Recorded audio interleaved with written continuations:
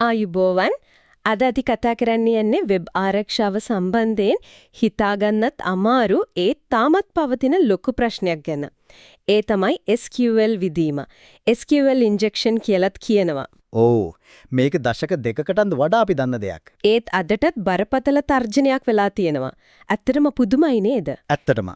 අපි අද මේ ගැන ටිකක් ගැඹුරින් කතා කරමු.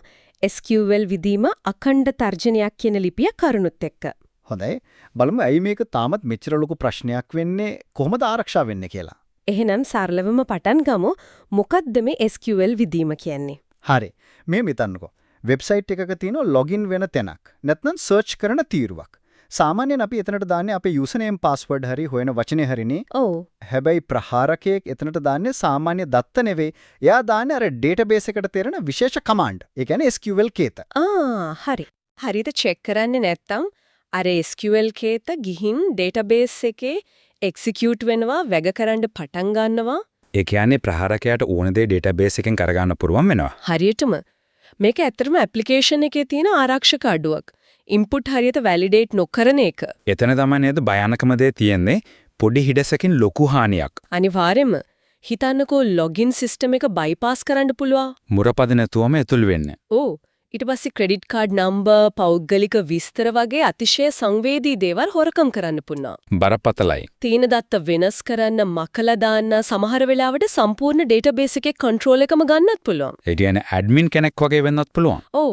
එතකොට හිතන්න පුළුවන් හානිය කෙනෙක්ගේ ඩෙන්ටිටි එක හොරකම් කරන එක, ෆයිනෑන්ෂල් ට්‍රාන්සැක්ෂන්ස් වෙනස් කරන එක වගේ දේවල්. මේක SQL database වලට විතරද බලපාන්නේ? SQL කියන අලුත් databases වලටත් මේ ඉන්ජෙක්ෂන් ක්‍රම බලපන්න පුළුවන්. අපි කිව්ව දශක දෙකක් කියලා. ඒත් මේක කතාව ඊටත් වඩා පරණයි වගේ. ඔව් ඔව්. නවය ගණන් වල අගභාගයේ ඉඳන්ම මේ ගැන කතා බහ වෙලා තියෙනවා. ෆ්‍රැක් කියන සංගරාවෙත් අර 1998 දී වගේ මේ ගැන ලිපි පළ වුණා. ඒත් පුදුමයි කියන්නේ OWASP. ඒ කියන්නේ අර වෙබ් ආරක්ෂාව ගැන තියෙන ප්‍රධානම සංවිධානය. Open Web Application Security Project. ඔව්. එයාලගේ top 10 ලයිස්තුවේ. ඒ කියන්නේ භයානකම අවදානම් 10 2013 දී මේ SQL විදීම තිබුණේ අංක 1ට. දැන් පවා ඒක අයින් වෙලා නැහැ. දැන් තියෙන ඉන්ජෙක්ෂන් කියන පුළුල් කැටගරි එක යටතේ 2013 දී 3 වෙනියට තිබුණා. 2021 වෙද්දිත් ඒ තත්ත්වය එහෙමමයි. ඒ අවුරුද්දේ කරපු සමීක්ෂණයකින් කියවුණා පරීක්ෂා කරපු ඇප්ලිකේෂන්ස් වලින් 94ක්ම මේ ඉන්ජෙක්ෂන් වර්ගයේ දුර්වලතා තිබුණා කියලා. 94ක් දශක ගානක් පරණ හැමෝම දන්න ප්‍රශ්නයක්. තාමත් 94% එක තියනවා කියන එක ඇත්තටම හිතා ගන්න අමාරුයි. ඒක තමයි මේකේ බරපතලකම. ප්‍රහාර එල්ල කරන විදිහත් එකකට සීමා වෙන්නේ නැහැ. විවිධ වර්ග තියෙනවා. ඔව්. එකක් තමයි error based. ඒ කියන්නේ database එකෙන් error messages එන විදිහට කේත යවනවා. අන්න ඒ error messages වලින් database එකේ structure එක, ඒ කියන්නේ ව්‍යුහය ගැන ඉගෙන ගන්නවා. දක්ෂයිනේ. තව ක්‍රමයක් තමයි union based. union කියන්නේ SQL වල තියෙන command එක. ඒකෙන් කරන්නේ නීත්‍යානුකූලව දත්ත ගන්න query එකක් එක්ක හොරෙන් තමන්ගේ ද්වේෂ සහගත query එකකුත් එකතු කරනවා. එතකොට ප්‍රතිඵල දෙකම එකට එනවා. නීත්‍යානුකූල දත්ත එක්කම හොරකම් කරන්න ඕන දත්තත් එළියට එනවා. අර yahoo.voices hack එකේදී උනේ හැම එකල්ද? ඔව් 2012 දී Yahoo Voices වලින් user details ලක්ෂ 4.5ක් විතර ගත්තේ ওই union based attack එකකින්. අම්මෝ. තව තියෙනවා blind SQL injection කියලා වර්ගයක්. inferential කියලාත් කියනවා. ඒකෙදී database එකකින් කෙලින්ම දත් එළියට එන්නේ නැහැ. error එකක්වත් එන්නේ නැහැ. එහෙනම් කොහොමද දත්ත ගන්නෙ? ප්‍රහාරකයා බලන්නේ ඇප්ලිකේෂන් එක ප්‍රතිචාර දක්වන විදිහ. උදාහරණයක් විදිහට යම් query එකක් යවවම response එක එන්න යන වෙලාව. එහෙම නැත්නම් true false වගේ ප්‍රතිචාරයක් එනවද කියලා. ඒ ප්‍රතිචාර දිහා බලලා ටිකෙන් ටික දත්ත අනුමාන කරනවා. හරිම සූක්ෂමයි. මේ වගේ දේවල් නිසා ලෝකේ ලොකු ආයතන වලටත් ප්‍රශ්න වෙලා තියෙනව නේද? Barracuda Networks, Broadband Reports, Sony. ඔව් 2011-2012 කාලේ ඔය කියන ආයතනවලට විතරක් නෙමෙයි තවත් බොහෝ තැන්වලට SQL විදීම් නිසා ලොකු දත්ත ප්‍රමාණයක් නැති වුණා. Sony එකේ විතරක් මිලියනයක user details ගියා LulzSec කියන කණ්ඩායම අතින්. මෙච්චර පරණ, මෙච්චර භයානක, මෙච්චර ප්‍රසිද්ධ ප්‍රශ්නයක් ඇයි තාමත් මේක මේ තරම්ම ප්‍රබලව තියෙන්නේ? මොකද්ද හේතුව? හේතු කීපයක්ම තියෙනලා එකක් තමයි තාමත් ලෝකේ ගොඩක් තැන්වල පාවිච්චි වෙන පරණ සිස්ටම්ස් legacy systems කියන්නේ ඒවයි තියෙන දුර්වලතා හදලා නැතුව ඇති. එහෙම නැත්නම් හදන්න අමාරු ඇති. අනික් පැත්තෙන් අලුත් මෘදුකාංග හදන වේගයත් එක්ක හරියටම. අද කාලේ software development හරිම වේගවත්. අලුත් features ඉක්මනට release කරන්න ඕන. එතකොට සමහර වෙලාවට security වලට දෙන්න ඕන අවධානය අඩු වෙනවා. ෆන්ක්ෂනැලිටි එකට තමයි ප්‍රයොරිටි එක කියන්නේ. ඒ කියන්නේ ආරක්ෂාවට වඩා වැඩ ඉක්මනට කරගන්න එක ගැන හිතනවා. ඔව් ඒ ප්‍රවණතාවයේ තියෙනවා. මම දැක්කා සමීක්ෂණයක තිබුණා ආයතන වලින් 67%ක්. ඒ කියන්නේ 3න් 2ක් විතර තමන්ගේ ක්‍රිටිකල් ඇප්ලිකේෂන්ස් පවා අඛණ්ඩව security test වලට ලක් කරන්නේ නැහැ කියා. ඔව් ඒකත් ලොකු ප්‍රශ්නයක්. continuous testing නැති වුණාම අලුතින් එන vulnerabilities හරි පරණ ඒවා හරි අඳුනගන්න බැරි වෙනවා. එහෙනම් මොකද්ද විසඳුම? කොහොමද මේකෙන් බෑරෙන්නේ? වැළැක්වීමේ ක්‍රම මොනවද? වැදගත්ම දේ තමයි prepared statements නැත්නම් parameterized queries කියලාත් කියනවා. ඔව් මම හිතුවා ඒක තමයි මුලින්ම කියයි කියලා. ඒක තමයි නේද පළදායි ක්‍රමය. අනිවාර්යයෙන් මේක තමයි run සම්මතය වගේ.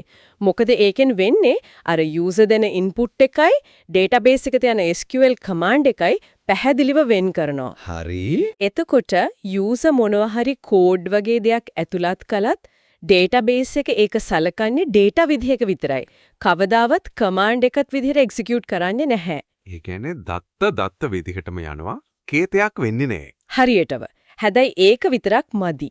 තව දේවල් තියෙනවා. ඔව්. input validation සහ sanitization කියන දේ අත්‍යවශ්‍යයි. ඒ කියන්නේ එන හැම දත්තයක්ම හරියට පරීක්ෂා කරන්න ඕන. ඔව්. ඒ දත්තවල expected format එකට අනුකූලද අනවශ්‍ය අකුරු විශේෂ සලකුණු තියෙනවද කියලා බලලා ඒව අයින් කරන එක sanitization.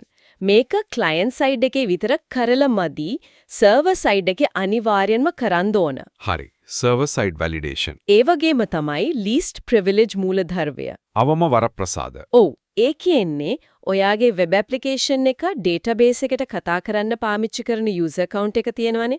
ඒ account එකට දෙන්න ඕන ඒ application එකේ වැඩ ටික කරගන්න අවශ්‍යම අවම permissions විතරයි. අනවශ්‍ය බලතල දෙන්න හොඳ නෑ. හරියටම. එතකොට SQL injection attack එකක් සාර්ථක වුණත් හැකර්ට කරන්න පුළුවන් හානිය සීමා වෙනවා. මොකද ඒ userට ලොකු බලයක් නෑ database එකේ. ඒක හොඳ point එකක්. ඊට අමතරව නිතිපතා security testing කරන එක අත්‍යවශ්‍යයි. Static analysis SAST, dynamic analysis DAST වගේ ක්‍රම පාවිච්චි කරන්න පුරුවන්. සමහර වෙලාවට stored procedures පාවිච්චි කරන එකත් උදව්වක් වෙනවා කියනෝ නේද? ඔව් සමහර අවස්ථාවල stored procedures වලට පුළුවන් injection attacks වළක්වන්න උදව් කරන්න. හැබැයි ඒවා implement කරන්න විදිහානවා. ඒ වගේම web application firewall එකක් deploy කරන එකත් අමතර ආරක්ෂක තට්ටුවක්. ඒ කියන්නේ එක දෙයක් නෙවෙයි ගොඩක් දේවල් එකතු වෙලා තමයි මේක නවත්තන්න ඕනේ. අනිවාර්යෙන්ම බහුස්තර ආරක්ෂාවක් defense in depth තමයි හොඳම ප්‍රවේශය. හරි. එහෙනම් අපි මේ කතා කරපු දේවල් සාරාංශයක් විදියට ගත්තොත් SQL විදීම කියන්නේ තාක්ෂණය පරණ වුණත් වෙබ් යෙදුම් දත්ත හසුරුවන මූලික ක්‍රමවේදයේ තියෙන අඩුපාඩු නිසා අදටත් අතිශයින්ම බලවත් භයානක තර්ජනයක්. ඔව් ඒකට මුහුණ දෙන්න නම් prepared statements වගේ ආරක්ෂිත coding practices ආදාන හරියට validate කරන එක server side එකේ විශේෂයෙන්ම least privilege principle එක සහ අඛණ්ඩව ආරක්ෂාව ගැන පරීක්ෂා කරන එක. මේ ස්තර කීපයකින්ම ආරක්ෂාව සලසන්න ඕන. මේ ප්‍රශ්නේ ඇත්තම පෙන්눔 කරනවා software development වලදී අර functionality ඒ කියන්නේ වැඩේ වෙන එකයි security එකයි balance කරගන්න එක කොච්චර අභියෝගයක්ද කියලා. ඒක ඇත්ත. ඉතින් අවසාන වශයෙන් අපි හැමෝටම ටික ගැඹුරින් හිතන්න දෙයක් ඉතුරු වෙනව නේද? මොකක්ද ඒක? අපි කතා කරා වගේ 2021 දී ටෙස්ට් කරපු ඇප්ලිකේෂන්ස් වලින් 94ක්ම SQL injection වගේ injection vulnerabilities තිබුණා නම් ඒකින් මොකද්ද කියවෙන්නේ අපි වර්තමාන software හදන priority ගැන? අපි හැමදාම use කරන apps ඇතුලේ websites ඇතුලේ මොන වගේ සංගවුණු අවදානම් තියනවද? ඒක න නැත්තදම හිතන්න ඕනේ කාරණයක්.